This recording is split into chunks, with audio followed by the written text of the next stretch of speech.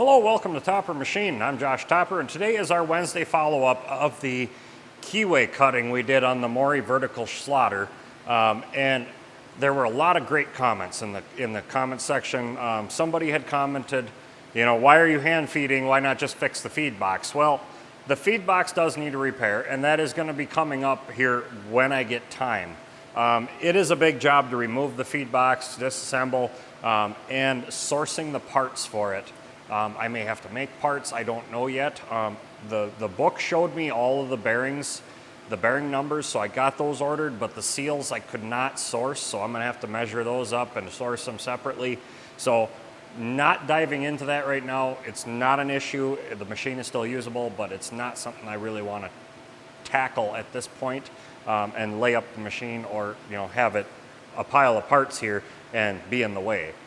Now, somebody else did have a really good comment about why I don't move the cutter side to side and just widen out the slot. And that is the reason I go with the cutter to finish the size to the size I need, so the cutter is the width of the Keyway, is so that I don't get any deflection of the cutter, the tool holder itself, so that you could start out good, but then you start getting some deflection as you go down, and your Keyway might be narrow at the bottom and wide at the top, and that I can't have. I have a tolerance on these things that is pretty tight, and I just gotta hold that. Now the part is back to the customer already. I filmed that video, shot the video, did the part, and delivered the part to them on Friday before the video came out on Saturday. It's already made it through inspection, passed perfectly, and there were a lot of comments and questions about how much material we're taking out and how much is left in that Keyway. And I had asked that when I first started doing these parts. There's about 5 or 6 parts. This particular part I see about 5 to 6, maybe 7 a year. There's a few others that I see a little more frequently, but it's not common. But they don't have failures at those points. So they have engineered it to be strong enough. The length, I think, helps. It's thicker in the middle where there's actually more machining that's done. I think there's a gear that goes on there or something's pressed on there. I'm not sure, but they've engineered it to not fail. Another comment, a few comments I got was about the clamping that I did. How I clamped it on the sides, and I should have put more clamps on it. I've tried that. The 2 clamps has worked out extremely well for me. I haven't had problems. By multiple clamps, I can tip it more. I indicate, there's indicating I did not show in the video. So there's a lot indicating it goes into each one of these parts. It's a very lengthy process, but there's no better way to do it. Now, somebody else wanted to argue about the better way to do that Keyway. They thought you could broach that. 10.5 inches, an inch Keyway, and holding a plus or minus 1 thou and a plus or minus 3 thou on center is not possible with a broach. It's not possible. My customer has full broaching capabilities in-house, and they can't do it. The other suggestion was wire EDM. That don't work either. They've tried that. They found that slotting is the only way to do this. There's another shop that was doing this job before me, and the guy who was doing it, he quit, and the new guy that came in to take over the job, he just could not hold the tolerances. They were scrapping parts left and right. I did the first part as a sample of one that they had scrapped, and I came out dead on with it. It went through inspection. There is a video of that part a while back, and since then I've been getting all their slotting work. Most of these things are 9.5 or 10.5 inches in length, so they're a very long Keyway that has to be absolutely perfect top to bottom. So slotting is the only good way to do this.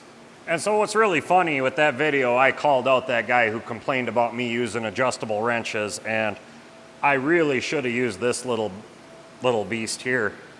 This is a 30-inch Crescent adjustable wrench. This I actually bought off of my friend John's auction up in Superior when his shop closed, and I should have used this for turning that 1/4-inch bit. It would have been really funny. Now, since doing that job, I have actually sourced the driver for that and some Allen type keys for these screws that I use for holding in the tool. These are a Morrison key seater cutter that I use in this slotter. And the problem I was having was sourcing these bits. I could find the screws easily, but I couldn't find the bits, the drivers easily. This is the best I've come up with so far. They are a Torx Plus, and these are an IP30 screw. So they're very good. I'm very happy with them. They've worked out extremely well, and tightening them with a 12-inch crescent wrench has worked extremely well. So that's what I've done, but I have sourced some other tools for doing this. So moving forward, we'll have the right tool.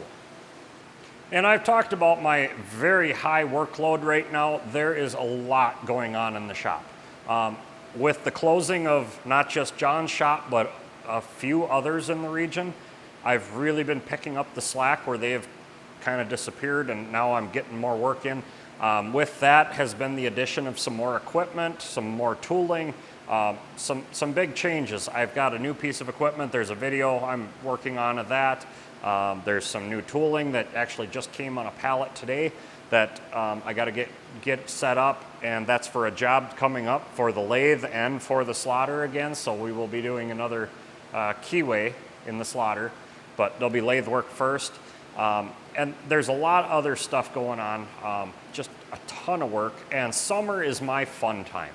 Now, many of you know I'm heavily involved with my local steam and gas engine club, and our show is Saturday and Sunday, June 29th and June 30th. And while I still don't have the steam engine work done yet, in fact, I haven't even touched the cylinder to bore it yet. I've just been so swamped. Personal projects do not take priority over the paying jobs. So instead of having a steam engine for Hungry Hollow this year, I will be taking again my 1933 Farmall F12 on steel and my water wagon.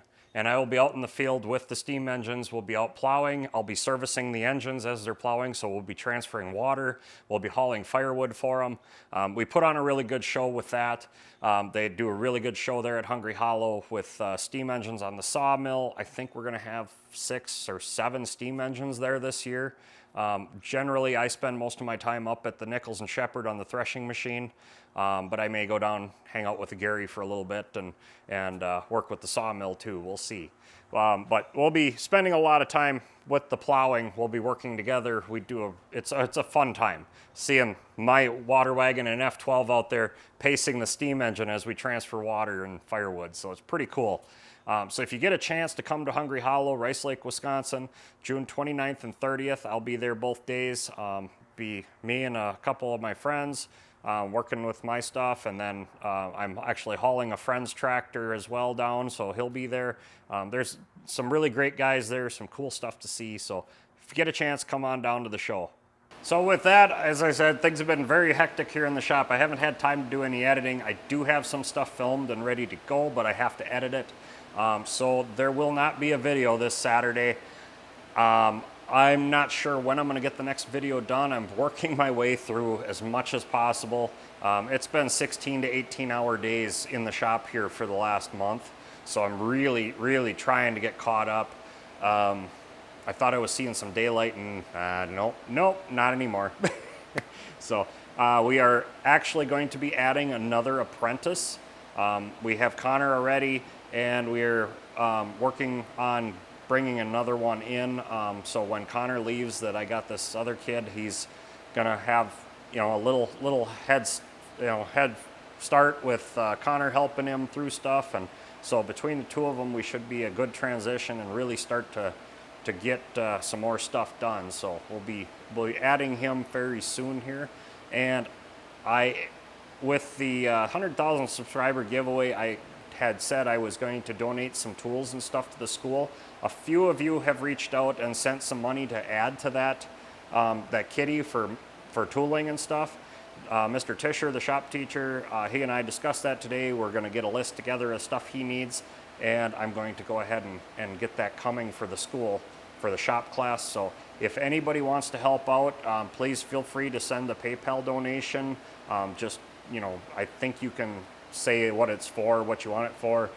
So we'll put that money right towards putting good tools and helping grow the high school shop class so these kids have something better to work with. He's really hoping to get some indexable tooling and things like that. They've got some good equipment, but they need better tooling. So that's what we're going to do. So with that, I hope I answered all the questions, the follow-up of the keyway cutting on the slotter. And if you have more questions, feel free to ask. I'll do my best to answer them. And hopefully see you all at Hungry Hollow, or at least some of you. I know a few of you will be there. So with that, until next time, get out in your shop and get it done right the first time.